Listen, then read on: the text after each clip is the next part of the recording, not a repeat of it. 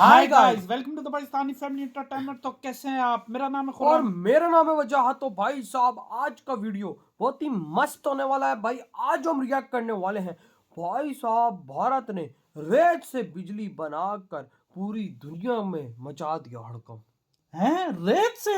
हाँ, ये रेत से कैसे बिजली बनती है यार क्या पता ना यार। यार ये इंडिया क्या कर रहा है? रेत अबे से यानी कि रेत- बिजली बना रहा है? यार रेत तो भाई साहब फर्स्ट टाइम नहीं सुना यार। हाँ, लेकिन तो देखते हैं ढेर भाई होता है भाई। यार हाँ। ये यकीन कर, इंडिया ऐसे ऐसे मौजज़े करता है यार, यकीन कसम कर, से। बंदे को शॉक कर डालता है। वही ना यार, ये तो देखते हैं भाई। देखते तभी कुछ कर पाएंगे। तो कौन करते स्टार्ट। भारत ने ये क्या बना डाला? रेत का उपयोग करके बनाएगा बिजली। दोस्तों, भारत ने एनर्जी सेक्टर में एक ऐसी कैसे? तकनीक विकसित की है जो पूरी दुनिया में कहीं और नहीं बनी। इस नई तकनीक के जरिए भारत 200 सालों तक बिजली उत्पन्न कर सकता है। 200 यह सालों केवल तक भारत की बना ताकत को ही सकते हैं। नहीं बल्कि उसके नवाचार और आत्मनिर्भरता को भी दिखाता है। आज भारत ने अपनी ताकत से यह साबित कर दिया है कि वह किसी भी चुनौती का सामना कर सकता है और हर क्षेत्र में सबसे आगे हो सकता है। अब भारत ने स्वदेशी तकनीकों पर काम करना शुरू कर दिया है, जिससे विदेशों पर निर्भरता खत्म हो रही है। रेत जैसी सामान्य चीज से बिजली बनाने की यह तकनीक दुनिया में पहली बार भारत ईजाद कर सकता है, क्योंकि इसे बनाने में बहुत ही करीब पहुंच चुके हैं हमारे वैज्ञानिक। इस तकनीक से न केवल भारत की ऊर्जा जरूरतें पूरी होंगी, बल्कि पूरी दुनिया में भारत की स्थिति और भी मजबूत होगी। क्या है इस तकनीक की खासियत? जानिए पूरी अपडेट इस तकनीक के बारे में।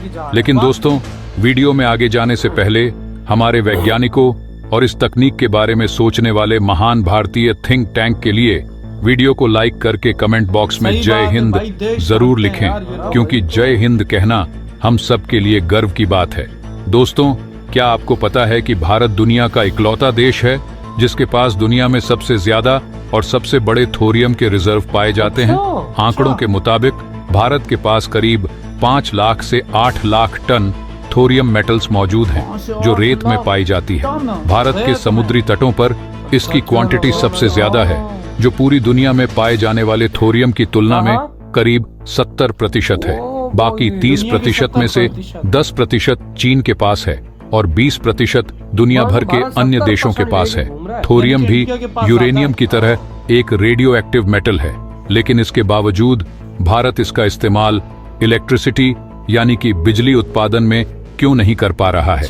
इसके कारण भारत में मौजूदा वक्त में जितने भी न्यूक्लियर पावर प्लांट हैं, उनके लिए फ्यूल यानी कि यूरेनियम को इंपोर्ट करने के लिए भारत को हर साल करीब 618 करोड़ रुपए खर्च करने पड़ते हैं। भारत अपनी इस यूरेनियम की जरूरत को पूरा करने के लिए कनाडा जैसे देशों से अपनी इंपोर्ट की जरूरतें पूरी करता है। लेकिन अब वह दिन दूर नहीं है जब भारत थोरियम का इस्तेमाल करते हुए इलेक्ट्रिसिटी जनरेट करेगा। भारत के पास इतनी ज्यादा मात्रा में थोरियम मौजूद है जिससे हम अगले कई दशकों तक बिजली का उत्पादन कर सकते हैं, बिना किसी देश से न्यूक्लियर मेटल्स को इंपोर्ट कराए हुए। भविष्य में थोरियम से किस तरीके से बिजली का उत्पादन किया जाएगा और भारत इसके लिए लंबे वक्त से किस टेक्नोलॉजी पर रिसर्च कर रहा है, क्या वह टेक्नोलॉजी सफलतापूर्वक बन चुकी है? थोरियम भारत के लिए कितना जरूरी है, यह आप सोच भी नहीं सकते।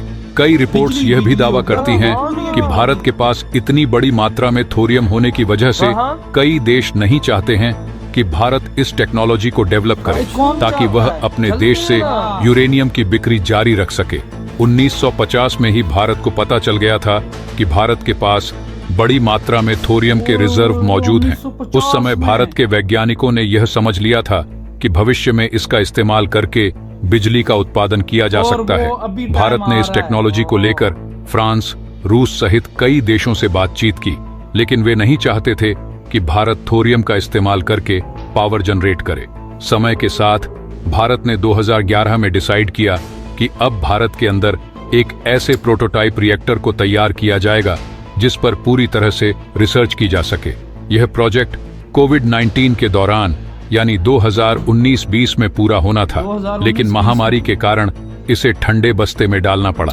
लेकिन अब यह प्रोजेक्ट 2025 तक तैयार होने की संभावना है। भारत तमिलनाडु के कलपक्कम में एक स्वदेशी फास्ट ब्रीडर रिएक्टर पर काम कर रहा है, जिसकी क्षमता करीब 500 मेगावाट है। यह प्रोजेक्ट थोरियम से पावर जनरेशन की दिशा में एक महत्वपूर्ण कदम हो सकता है। थोरियम का सबसे बड़ा फायदा यह है कि इससे बिजली उत्पादन के दौरान बहुत कम रेडिएशन उत्पन्न होता है, जिससे पर्यावरण पर कम असर पड़ता है। इसके अलावा थोरियम का ऊर्जा घनत्व एनर्जी डेंसिटी बहुत ज्यादा होता है, यानी कि कम मात्रा में थोरियम का इस्तेमाल करते हुए बिजली बनाई जा सकती है, जबकि यूरेनियम की तुलना में बहुत अधिक मात्रा की जरूरत होती है। यूरेनियम के पावर प्लांट से निकलने वाले वेस्ट वाटर को बिना ट्रीटमेंट के रिलीज नहीं किया जा सकता। कई देशों को इस पानी को सालों तक होल्ड करके रखना पड़ता है।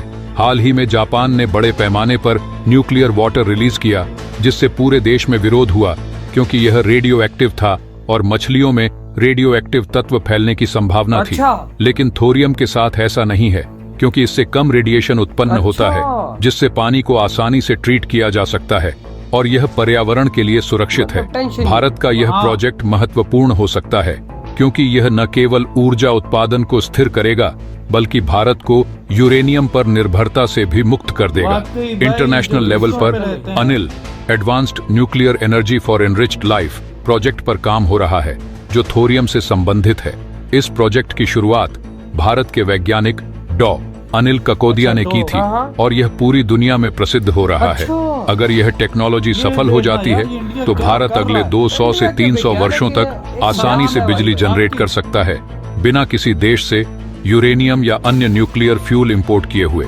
यह न केवल भारत के लिए आर्थिक रूप से फायदेमंद होगा, बल्कि पर्यावरण के लिए भी एक सुरक्षित विकल्प साबित हो सकता है।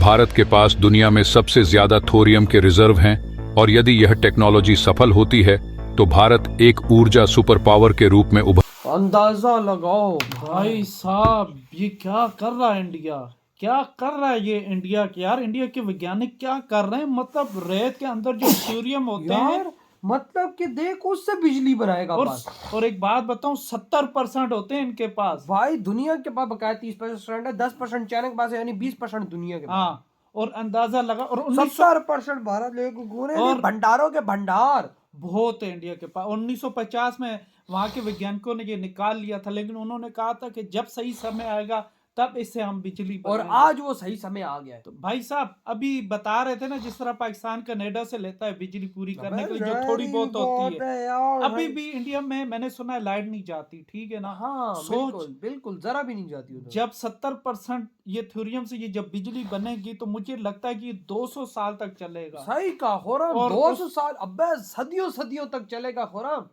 क्या बात करता है, क्योंकि भारत में रेत ही रेत है। हाँ, राजस्थान में चला जा, तू और जगह पे चला जा, उधर कितनी रेत है। और हो सकता है कि बाद में ये इंडिया इतना वो मतलब एक बिजली का हब बन जाए, वो दूसरे मुल्कों को दे रहा हो बिजली। अभी भी हो सकता है दे रहा हो, अभी भी हो सकता है दे रहा हो। भाई बांग्लादेश को देता है ना भारत। अच्छा, हाँ। वाह भाई, तो फिर सोच, फिर हर कोई इंडिया से ले रहा होगा, एक टाइम आएगा कनाडा भी लेगा बिजली तो, से बिजली। अब भाई साहब जब महाशक्ति भारत बन जाएगी तो फिर तो भाई देश गिरेंगे ना। भारत ये क्या कर रहा है यार इंडिया। मैं कहता हूँ मोदी जी आने वाले 5 से 10 सालों में भारत को एक ऊंची उड़ान में ले जाएगा, और किसी चीज की भी कमी नहीं होगी इंडिया को, किसी चीज की। भाई तो यार आपके क्या थॉट है भारत की इस अचीवमेंट पर? इतनी वीडियो तुम करते तो